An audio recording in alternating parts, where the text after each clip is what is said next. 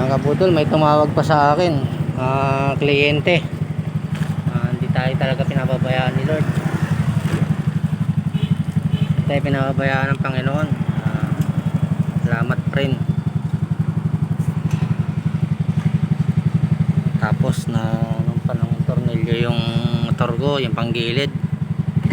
Problema ko pa yun. Kaya kabudol, biyahe na tayo. Punta tayo kay Suki ko sa Bulaklak para maanoan ko yung Suki ko kung kung makabudol, kung okay sa kanya yung yung pwesto sa Teachers Day. Ito matagal ko ng Suki ito mga kabudol. Suki ko talaga sa Bulaklak to Pag wala tayong gawa sa labas about contraption, aircon, mga sideline natin, ito naman tayo, inabangan natin yung Teachers Day, pati Valentine's Day. Yan ang inabangan natin kasi pag wala yung mga yan, tayong yan, hindi tayo kikita, wala tayong kabuhayan. Kaya dasal lang, titigil na magdasal mga budol. Ako'y tatrabaho para sa pamilya ko, maayos na gawa, kailangan meron tayong sa pamilya natin. Kaya may lalaki sa gitna ng kalsada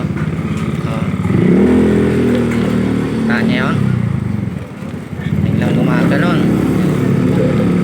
Ayan, yung mga ganong tao, kawawa naman kasi sa lahat may sakit na sa pag-iisip yun. Kaya malaking talaga pag-stress. Kailangan huwag ka magpapatalo sa stress. Kung yung problema mo, tawanan mo na lang, sabi ito sa kanta, para hindi ka lalo mong problema. Hayaan mo si problema sa'yo. Ganun naman ang buhay natin mahirap na sarap.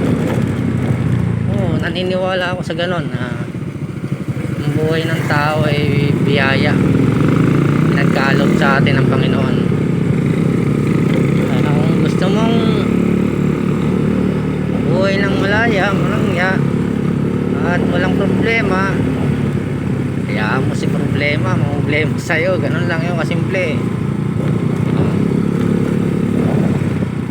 Basta nabubuhay tayo ng maayos at walang inaapakan tao.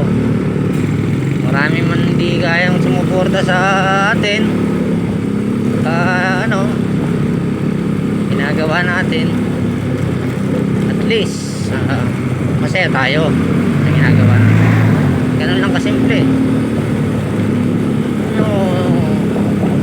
Masaya talagang ganito na gusto mong mamasyal, alis, ibang ka, malayo ka lang. Ito pinaka gusto ko, yung mag-rides ka budol. Nawawala yung stress ko, problema at lahat na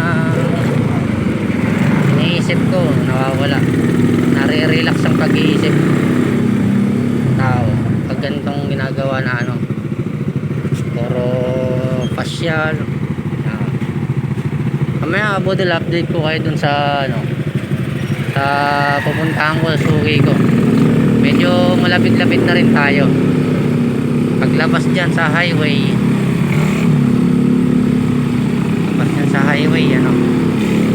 malapit na, siguro mga 1 kilometer na lang. Titingnan natin doon sa